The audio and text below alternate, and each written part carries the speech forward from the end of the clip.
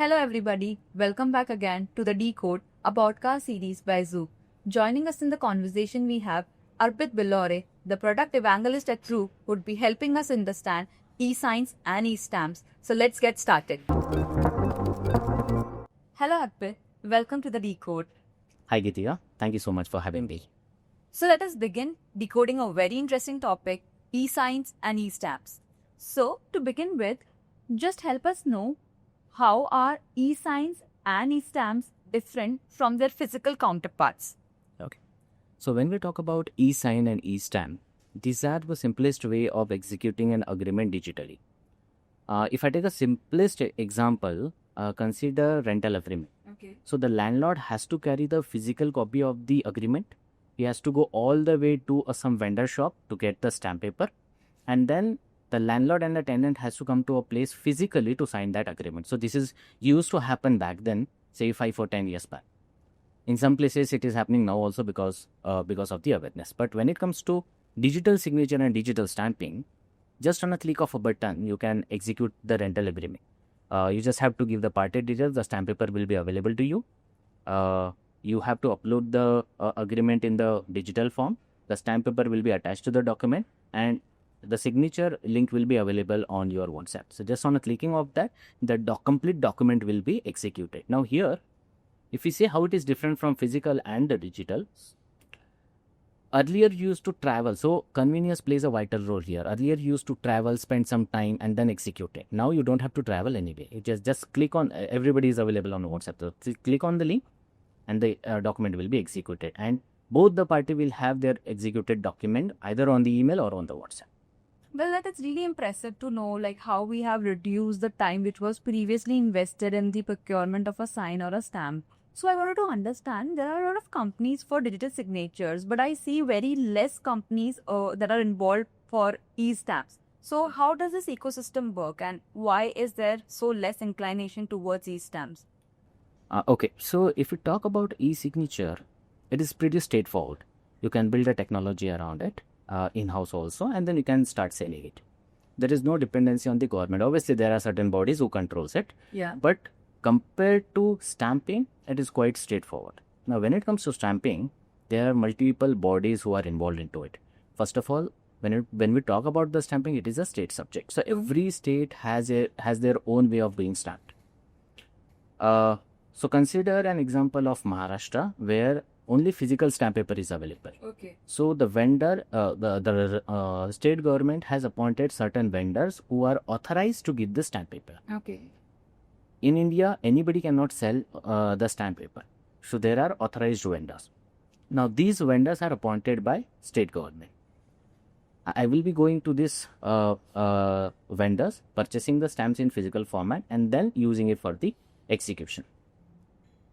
There is another way of looking into it, such as considering a state such as Karnataka, Tamil Nadu. These states have the eStamp in place, which means government has already started investing into digitalization of the stamping. So if we consider around 29 states and 7 union territories, good amount of states are digital and some of the states are physical.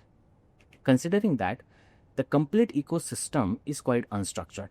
Okay. Because there are dependencies on the register office, dependencies on the vendors, and dependencies on the technology also.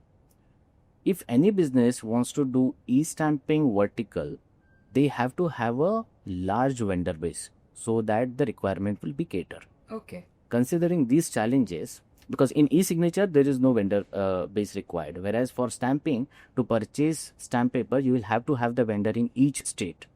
So this is quite challenging and quite unstructured, and that's the reason most of the companies are not into eStamp space, or rather they are into e-signature space. But in Zoo, we are into eStamp space and currently giving services in 29 states and 7 union territories. So Arpit, as we have been talking about government bodies, definitely there would be norms and regulations around eSigns and eStamps as well. Yeah. So help us understand these norms.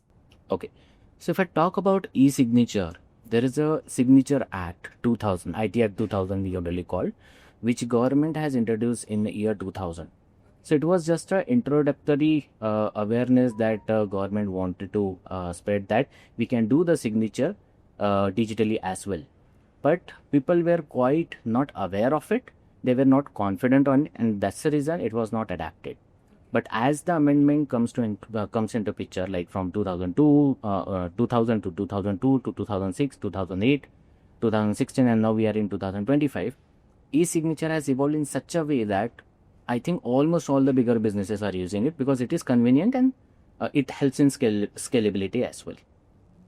When it comes to government bodies, there is a government body called as CCA, Controller of Certified Authority, who generally appoints ESP, that is eSign Service Provider. These are the bodies, these ESPs have authority to sell the signatures. When we talk about signatures, there are three ways of doing it. One is Aadhaar based, one is electronic signature, and third one is DSE signature. Electronic signature is used worldwide, and obviously they have every country has their norms, rules and regulations. But when it comes to Aadhaar as well as GST, it is used in India because Aadhaar is an identity which is used for each and every individual. So if you want to identify a person and then do the signature, Aadhaar is the best example to do that. So this is about the e-signature. When it comes to e-stamping, there is the Indian Stamp Act 1899, which allows any individual to get the stamp paper. So actually this act helps to streamline the stamp paper. So the vendors are appointed, as I have mentioned, for selling the stamp paper, and any individual can go and take the stamp papers. There is a government body who help Indian government to give the stamp paper digitally, and it is called as Stop Holding Corporation of India. Okay. Currently, they are catering approximately 14 states, which includes Karnataka, Tamil Nadu, Orissa, so on and so forth. But the challenging part here is every state, as I mentioned, has only a being stamping. So the stationery that comes for printing the stamp paper is from the register office itself.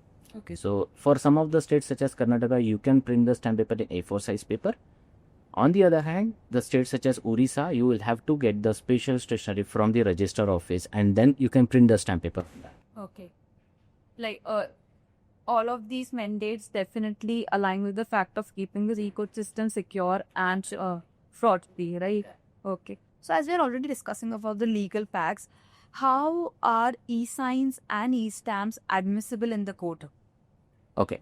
So we'll have to understand certain points when it comes to eSign and eStamps. Yes. There are three steps that you should understand. One is the consent, another one is the identity, and third one is the integrity. Okay. What does that mean is, whenever you are doing a signature, you should give a consent so that that document should be executed. That is one.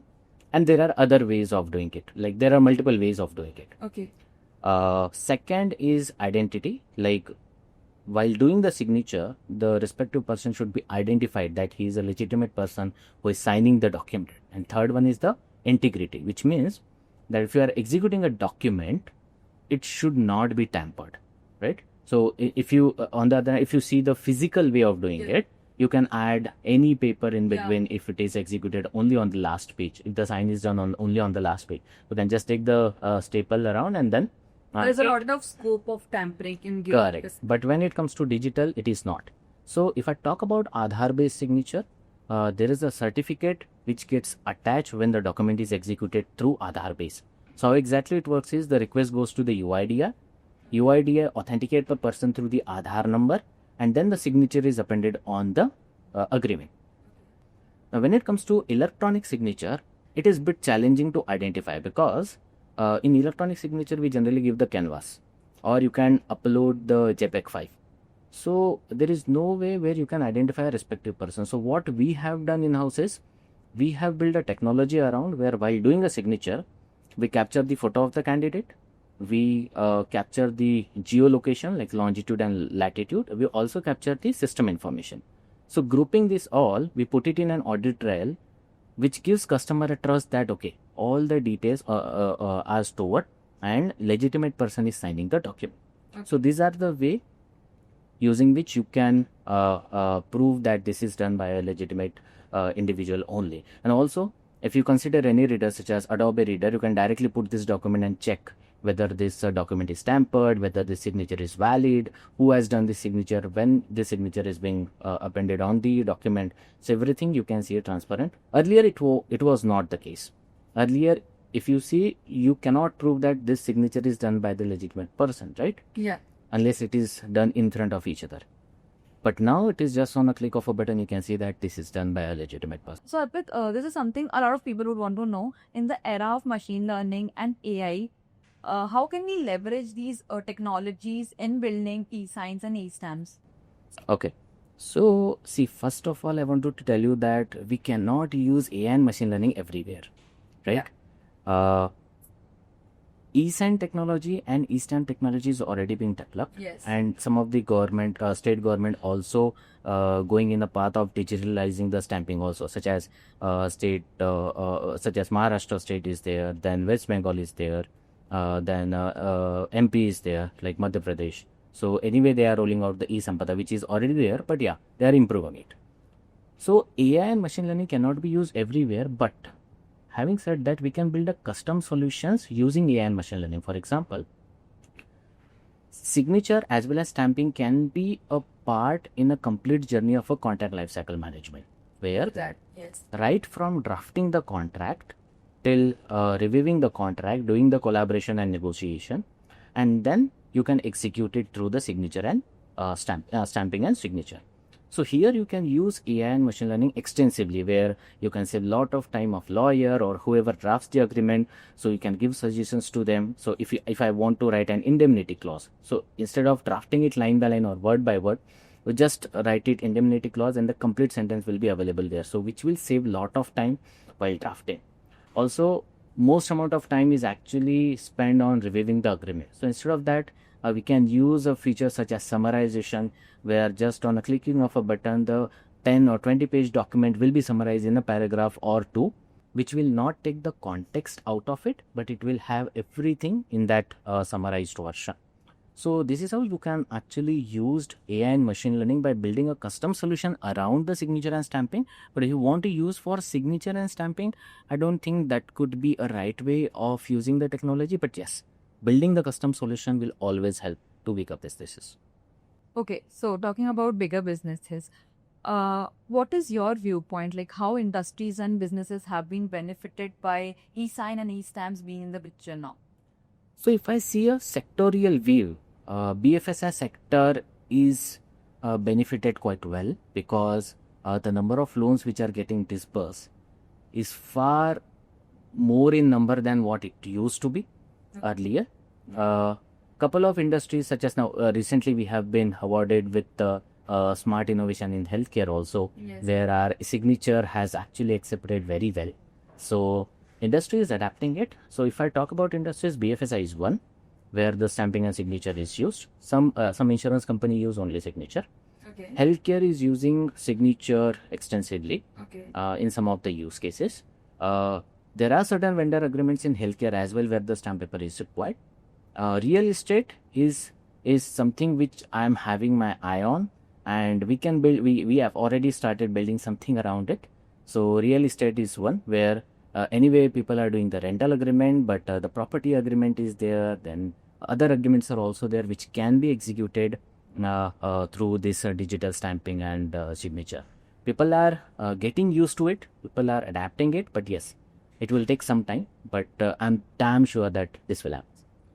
It is a very interesting part to know that healthcare is, booming with the experience of eSign and eStamps, because being such a sensitive industry, it is just open to acceptance of eSigns and eStamps, and we have been helping them. So kudos. So last but not the least, we definitely want to know what was the biggest hurdle that popped up while rolling out eSign and eStamps. So if I see, trust and awareness are the two most important factors that actually were the hurdle in back then.